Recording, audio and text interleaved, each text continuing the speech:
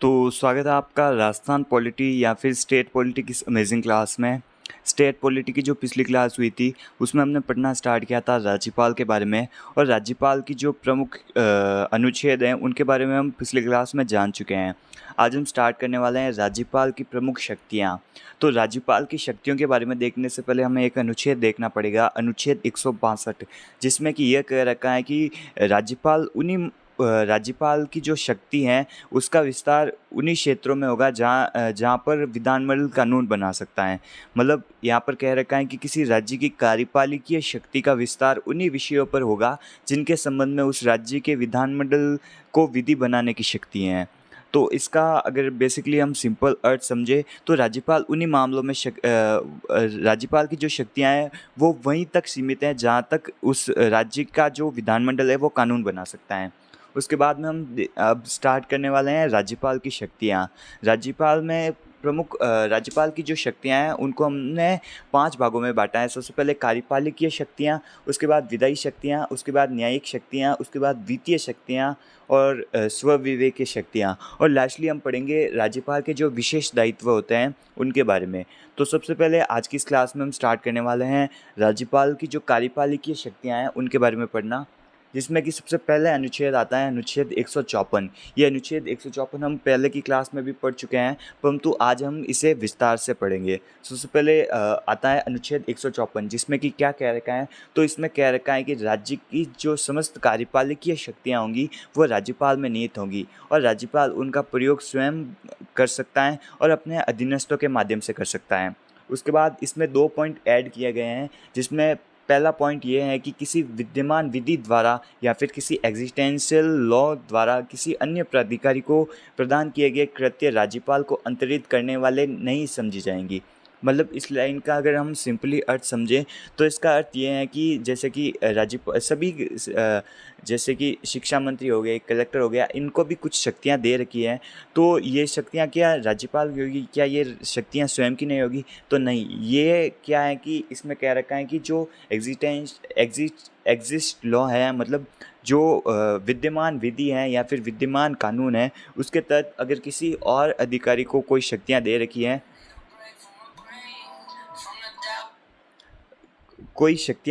हैं, तो वो स्वयं उस अधिकारी स्वयं की शक्तियाँ होंगी, ना कि वो राज्यपाल की शक्तियाँ होंगी। Sorry for disturbance.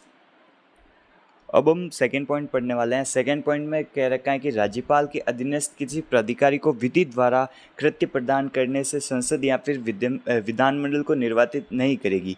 मतलब इसका अर्थ यह है कि राज्यपाल में तो शक्तियां हैं ही हैं, परंतु अगर कोई किसी अन्य प्राधिकारी को भी शक्तियां देना चाहे तो वो कैसे देगा?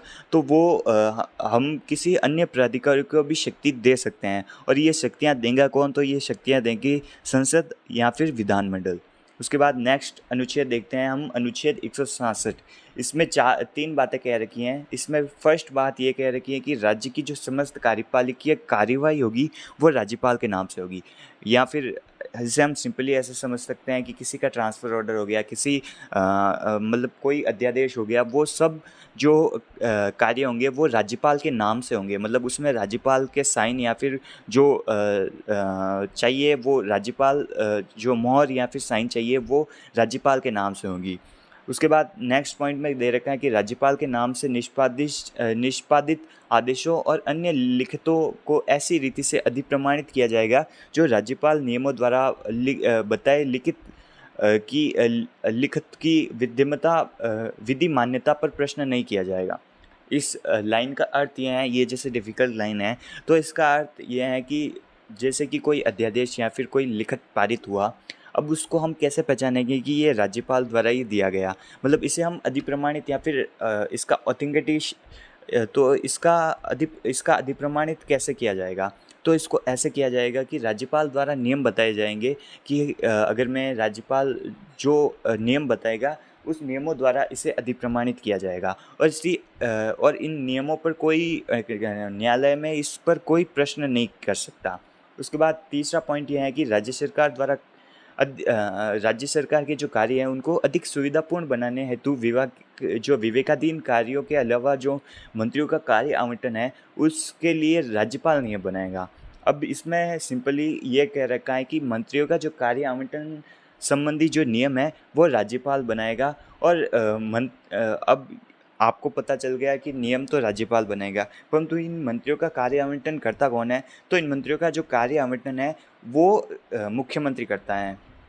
उसके बाद नेक्स्ट हम देखते हैं अनुच्छेद 163। इसमें कह रखा है कि मुख्यमंत्री का कर्तव्य होगा, मतलब इसमें मुख्यमंत्री के कर्तव्य दे रखे हैं राज्यपाल के प्रति। तो इसमें कह रखा है कि मुख्यमंत्री का कर्तव्य होगा कि वो राज्यपाल को निम्न सूचनाएं दे। तो क्या क्या सूचनाएं मुख्यमंत्री राज्यपाल को देगा? तो सबसे पहले देगा वो प्रशासन और विधेयक। तो दो तरीके की सूचनाएं देगा। सबसे पहले प्रशासन संबंधी और उसके बाद विधान विषयक संबंधी, मतलब कानून संबंधी। तो प्रशासन और कानून संबंधी जो सूचनाएं हैं वो मुख्यमंत्री राज्यपाल को देगा। सबसे पहले लाइन में तो लिखा गया है कि वो मुख्यमंत्री अपने मन से राज्यपाल को देगा, और सेकंड लाइन में लिखा गया है कि यदि राज्यपाल मुख्यमंत्री से वो सूचनाएं मांगे तो मुख्यमंत्री को राज्यपाल को ये सूचनाएं देनी होगी। कौन कौन सी सूचनाएं, तो वापस बता देता हूँ। प्रशासन और विधान विषयक संबंधी, मतलब प्रशासन और कानून संबंधी सूचनाएं मुख्यमंत्री राज्यपाल को देगा। उसके बाद थर्ड पॉइंट में एक बात कह रखी है, उसको जानने से पहले हमें समझना होगा कि जो मंत्रिपरिषद होती है वो एक टीम की भांति कार्य करती हैं। उसमें जो इंडिविजुअल मंत्री होता है वो स्वयं कोई निर्णय नहीं ले सकता। जो फैसला है उसकी चर्चा उसे मंत्रिपरिषद में करनी होगी। और यदि कोई मंत्री बिना चर्चा किए कोई कार्य कर देता है तो और राज्यपाल को पता चल जाता है, तो ऐसे मामलों में राज्यपाल इस विषय की चर्चा मंत्रिपरिषद में करने के लिए सीएम को ये कहेगा कि इस विषय की चर्चा मंत्रिपरिषद में करे। तो इस तीसरे पॉइंट में ये कह रखा है कि राज्यपाल ऐसे विषय जिसकी चर्चा मंत्रिपरिषद में नहीं हुई है मंत्रिपरिषद के समक्ष विचार कर रखने के हेतु सीएम को देगा। उसके बाद नेक्स्ट हम देखते हैं कार्यपालिका शक्तियों में नियुक्तियाँ। राज्यपाल निम्न नियुक्तियाँ करता है। सबसे पहले अनुच्छेद 164(1) में कह रखा है कि राज्यपाल मुख्यमंत्री व मंत्रिपरिषद के जो मंत्री हैं उनकी नियुक्ति करता है। उसके बाद इसी अनुच्छेद में कह रखा है कि मध्य प्रदेश, छत्तीसगढ़, झारखंड और उड़ीसा, इन चारों राज्यों में जनजातीय मंत्रियों की नियुक्ति भी राज्यपाल करेगा। ये हम जब मुख्यमंत्री और मंत्रिपरिषद वाला टॉपिक पढ़ेंगे उसमें ये जो पॉइंट है जनजातीय मंत्रियों वाला वो हम इंडिविजुअली सबसे मतलब विस्तार से समझ लेंगे। उसके बाद अनुच्छेद 165 में महाधिवक्ता की नियुक्ति भी राज्यपाल द्वारा की जाती है। उसके बाद अनुच्छेद 243(i) व 243(y) में राज्य वित्त आयोग के अध्यक्ष और सदस्यों की नियुक्ति भी राज्यपाल द्वारा की जाती हैं। उसके बाद अनुच्छेद 243(k) और 243(z)(a) में राज्य निर्वाचन आयुक्त की नियुक्ति राज्यपाल द्वारा की जाती हैं। उसके बाद अनुच्छेद 316 में राज्य लोक सेवा आयोग के अध्यक्ष और सदस्यों की नियुक्ति राज्यपाल द्वारा की जाती हैं। उसके बाद राइट टू इन्फॉर्मेशन या फिर सूचना का अधिकार अधिनियम 2005 की धारा 15 के तहत राज्य सूचना आयोग के अध्यक्ष और सदस्यों की नियुक्ति राज्यपाल द्वारा की जाती हैं। उसके बाद मानव अधिकार संरक्षण अधिनियम 1993 की धारा 22 के तहत राज्य मानवाधिकार आयोग के अध्यक्ष और सदस्यों की नियुक्ति राज्यपाल द्वारा की जाती है। उसके बाद लोकायुक्त और उप लोकायुक्त अधिनियम 1973 के तहत की धारा 3 के तहत लोकायुक्त की नियुक्ति भी राज्यपाल द्वारा की जाती है। और लास्टली राज्य के जो सभी विश्वविद्यालय होते हैं उनके जो कुलपति होते हैं उनकी नियुक्ति राज्यपाल द्वारा की जाती है। अब इसको हम ये जो चार्ट बन रखा है उसको हम ऐसे समझ सकते हैं कि राज्य में दो राज्य के जो विश्वविद्यालय होते हैं उनमें दो प्रकार की पोस्ट होती हैं। सबसे पहले होते हैं कुलाधिपति, उसके बाद होते हैं कुलपति। तो राज्य के सभी जो विश्वविद्यालय के जो सभी कुलपति हैं उनकी नियुक्ति राज्यपाल द्वारा की जाती है। और कुलाधिपति स्वयं राज्यपाल होते हैं। दो विश्वविद्यालय को छोड़कर सभी राज्य के सभी जो विश्वविद्यालय होते हैं उनके जो कुलाधिपति होते हैं वो राज्यपाल होते हैं। ये दो विश्वविद्यालय बच गए, वो कौन से हैं? तो सबसे पहला है केंद्रीय विश्वविद्यालय जो राजस्थान में अजमेर में है, जिनके जो कुलाधिपति होते हैं वो राष्ट्रपति होते हैं। और विधि विश्वविद्यालय जो जोधपुर में है, लॉ कॉलेज, उसके जो कुलाधिपति होते हैं वो हाईकोर्ट के मुख्य जज होते हैं। अब ये जो JNU यूनिवर्सिटी है उसमें कुलपति का जो पद है उसका नाम चेंज करके कुलगुरु रखा गया है, ये आपको याद रखना है करंट में। उसके बाद नेक्स्ट हम देखते हैं, सबसे पहले हमने राज्यपाल की जो कार्यपालिका शक्ति है उसके बारे में जानकारी प्राप्त कर ली है। अब हम स्टार्ट करने वाले हैं राज्यपाल की जो विधायी शक्ति हैं उसके बारे में। विधायी शक्ति होते क्या हैं? तो राज्यपाल की जो कानून निर्माण संबंधी जो शक्तियाँ हैं उन्हें हम राज्यपाल की विधायी शक्तियों के नाम से जानते हैं। सबसे पहले इन शक्तियों में आता है अनुच्छेद 168, जिसमें कह रखा है कि राज्य में एक विधानमंडल होगा जिसके कि 3 अंग होंगे, राज्यपाल, विधान परिषद और विधानसभा। अब अगर आपको पूछा जाए कि राज्यपाल विधानमंडल का सदस्य हैं, तो नहीं, राज्यपाल विधानमंडल का सदस्य नहीं है, राज्यपाल विधानमंडल का एक अंग है। विधानमंडल के 3 अंग होते हैं, राज्यपाल, विधानसभा और विधान परिषद, जिसमें राज्यपाल एक विधानमंडल का अंग है। कि कहाँ कहा गया है, तो ये अनुच्छेद 168 में कहा गया है। उसके बाद नेक्स्ट हम देखते हैं अनुच्छेद 171, जिसमें यह कह रखा है कि राज्यपाल विधान परिषद में, ये आपको याद रखना है, विधान परिषद में कुल सदस्यों के 1/6 सदस्यों को मनोनीत करेगा। ये किसके आधार पर करेगा, तो ये निम्न ज्ञान व अनुभव के आधार पर करेगा। सबसे पहले साहित्य के क्षेत्र में, विज्ञान के क्षेत्र में, कला के क्षेत्र में, सहकारी आंदोलनों के क्षेत्र में और समाज सेवा के क्षेत्र में, ये 5 क्षेत्रों में राज्यपाल विधान परिषद में कुल सदस्यों को 1/6 सदस्य मनोनीत करेगा। उसके बाद नेक्स्ट अनुच्छेद आता है अनुच्छेद अनुच्छेद 333, जिसमें कह रखा है कि राज्यपाल विधानमंडल मतलब विधानसभा और विधान परिषद, इन दोनों में एक आंग्ल भारतीय मनोनीत करेगा। आंग्ल भारतीय या फिर एंग्लो इंडियन होते क्या है, तो जिस बच्चे के जो पापा या फिर दादा यूरोपीय महाद्वीप से आते हैं या फिर यूरोपीय महाद्वीप से संबंध रखते हैं, वो एंग्लो इंडियन कहलाते हैं। ये अनुच्छेद जो हैं वो संविधान 104वें संविधान संशोधन 2019 के तहत ये जो अनुच्छेद हैं और ये जो प्रावधान है वो हटा दिया गया, और ये जो 104वां संविधान संशोधन है वो लागू कब हुआ, तो ये 25 जनवरी 2020 में लागू हुआ। उसके बाद नेक्स्ट हम देखते हैं अनुच्छेद 174, जिसमें कह रखा है कि इसमें प्रथम संविधान संशोधन 1951 के तहत कर्तव्य जोड़ रखे हैं, मतलब राज्यपाल के कर्तव्य जोड़ रखे हैं। तो अनुच्छेद 174 में क्या क्या कह रखा है, तो इसमें सबसे पहला बात यह कह रखी है कि विधानमंडल के प्रत्येक सदन को राज्यपाल ऐसे समय व स्थान पर जो वो ठीक समझे अधिवेशन के लिए बुलाता है। मतलब राज्यपाल जो है वो विधानमंडल का सत्र बुलाता है, ये पहले पॉइंट में कह रखा है। और इस सत्र में क्या है, तो सत्र की प्रथम बैठक और आगामी सत्र की पहली बैठक, मतलब 2 सत्रों के बीच 6 माह का अंतर नहीं होना चाहिए। अब ये सत्र कितने प्रकार के होते हैं, तो सत्र 3 प्रकार के होते हैं। सबसे पहले बजट सत्र, जो फरवरी से मई तक चलता है, 4 महीने बजट सत्र चलता है। उसके बाद सेकंड आता है मानसून सत्र, जो जुलाई से सितंबर के मध्य चलता है, 3 महीने। और तीसरा आता है शीतकालीन सत्र, जो नवंबर से दिसंबर के मध्य चलता है, 2 महीने। तो राज्यपाल ये सत्र बुलाता है, और इन सत्रों के पहली बैठक और आगामी सत्र की पहली बैठक के मध्य 2 माह का अंतर नहीं होना चाहिए। उसके बाद सेकंड पॉइंट में कह रखा है कि राज्यपाल 2 काम करेगा, सदन या फिर हम विधानसभा से इसका तात्पर्य ले सकते हैं। सदन का सत्रावसान करेगा, मतलब सदन की समाप्ति करेगा, और विधानसभा का विघटन कर सकेगा। मतलब अगर आपको पूछ ले कि सदन का समाप्ति कौन करता है या फिर सत्रावसान कौन करता है, तो वो करता है राज्यपाल। और विधानसभा का विघटन या फिर विधानसभा को भंग करने की शक्ति किसके पास है, तो राज्यपाल के पास है। अब हम देखते हैं कि नोट लगा के लिखा गया है कि विधानसभा को स्थगित कौन करता है। स्थगित का अर्थ होता है बीच में रोकना, तो विधानसभा को स्थगित विधानसभा अध्यक्ष करता है, और विधान परिषद को स्थगित सभापति करता है। उसके बाद नेक्स्ट हम देखते हैं अनुच्छेद 175, जिसमें कि राज्यपाल के अधिकार दे रखे हैं। राज्यपाल को ये अधिकार होगा कि वो सदनों में अभिभाषण दे सकता है, मतलब या तो विधानमंडल के किसी एक सदन में या फिर एक साथ दोनों सदनों में अभिभाषण दे सकेगा।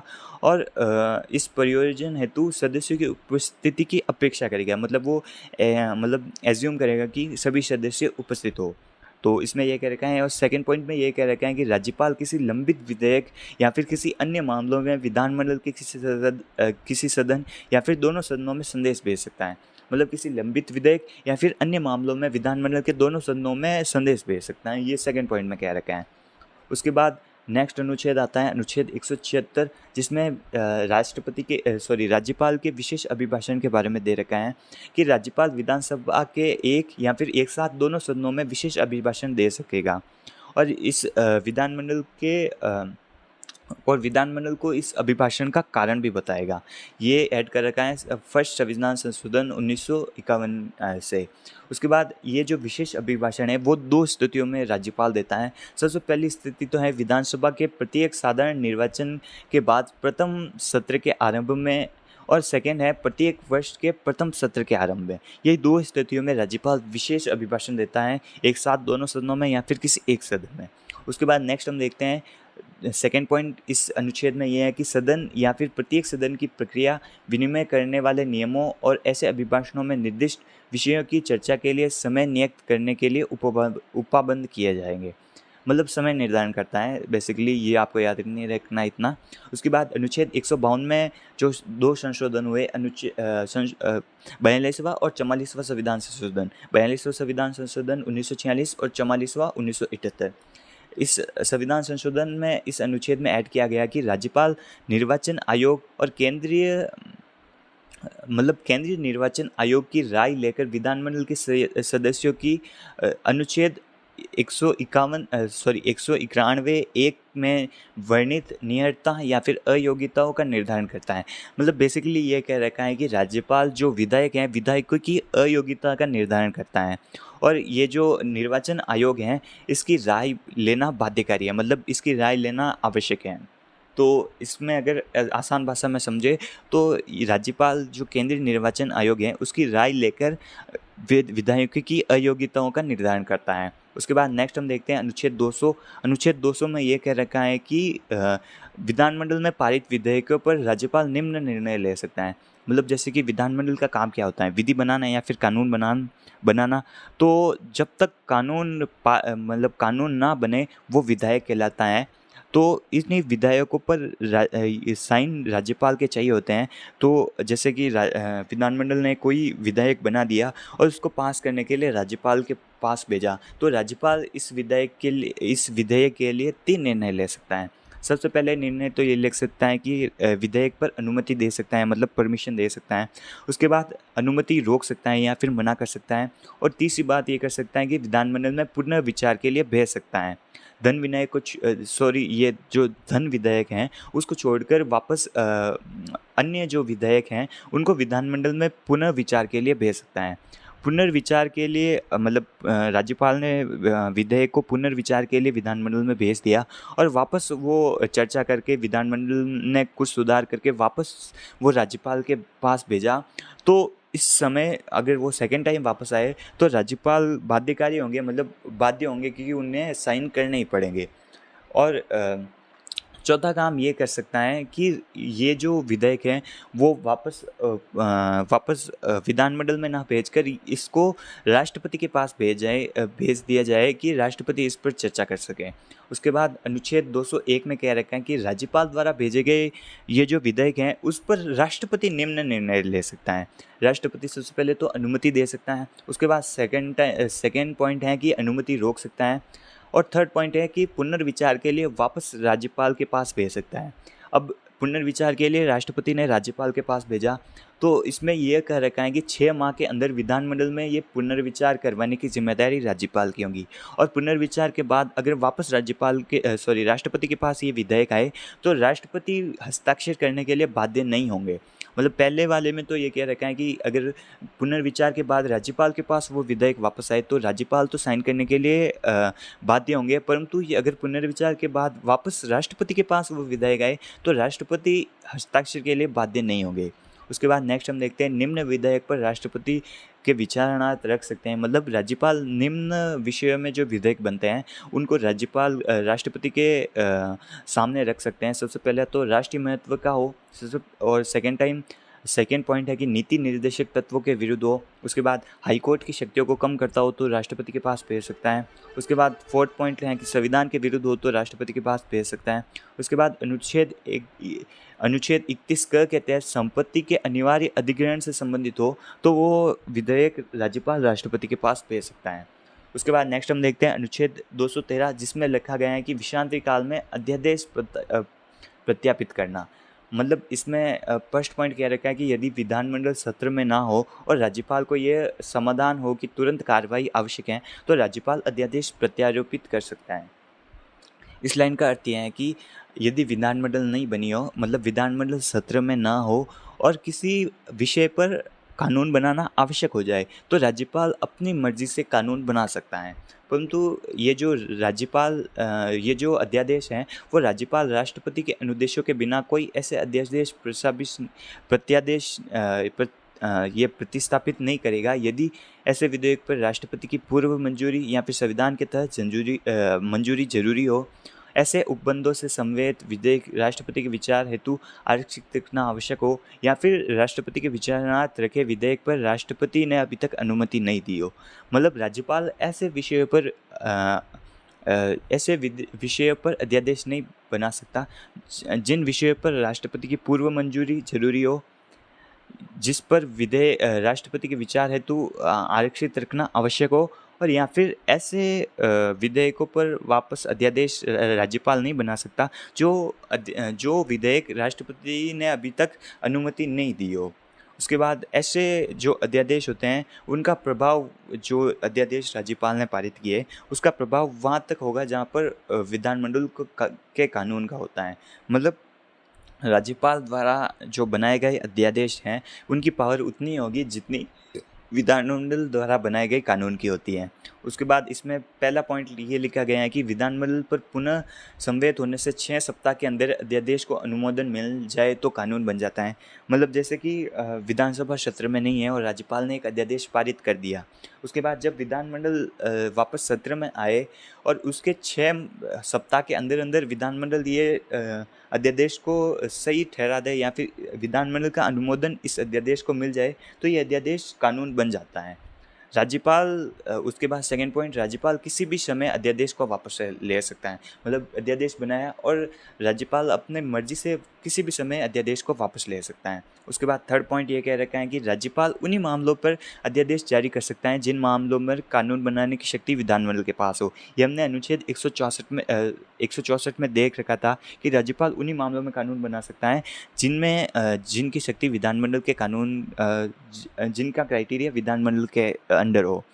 अब ये यदि इस अध्यादेश में कोई देश का कोई ऐसा उपबंध है जो विधानमंडल के अधिकार में नहीं हो तो अध्यादेश का वह उपबंध शून्य माना जाएगा। मतलब जिन मामलों में विधानमंडल कानून नहीं बना सकता उन मामलों में जो अध्यादेश जारी किए जाते हैं वो शून्य हो जाते हैं। ये कब हटाया, तो ये 45वां संविधान संशोधन 1978 के तहत ये जो पॉइंट है वो हटा दिया गया था। उसके बाद नोट लगा के लिखा गया है कि अध्यादेश की अधिकतम अवधि कितनी होगी, तो ये 6 महीने होगी। राष्ट्रपति अनुच्छेद 123 के तहत अध्यादेश जारी कर सकता है और जो केंद्र शासित प्रदेशों का जो प्रशासक होता है वो अनुच्छेद 239 ख के तहत अध्यादेश जारी कर सकता है। तो आज के लिए बस इतना ही। आज की क्लास में हमने क्या देखा, तो आज की क्लास में सबसे पहले हमने राज्यपाल की शक्तियों के बारे में देखा, जिसमें हमने कार्यपालिकीय शक्ति और जो विधायी शक्ति है उनके बारे में जानकारी ले ली है। आज की क्लास में बस इतना ही। हम मिलेंगे इसकी नेक्स्ट क्लास में, तब तक के लिए बाय। और चैनल को आप लाइक कर दीजिएगा और वीडियो को लाइक कर दीजिएगा और चैनल को सब्सक्राइब कर दीजिएगा।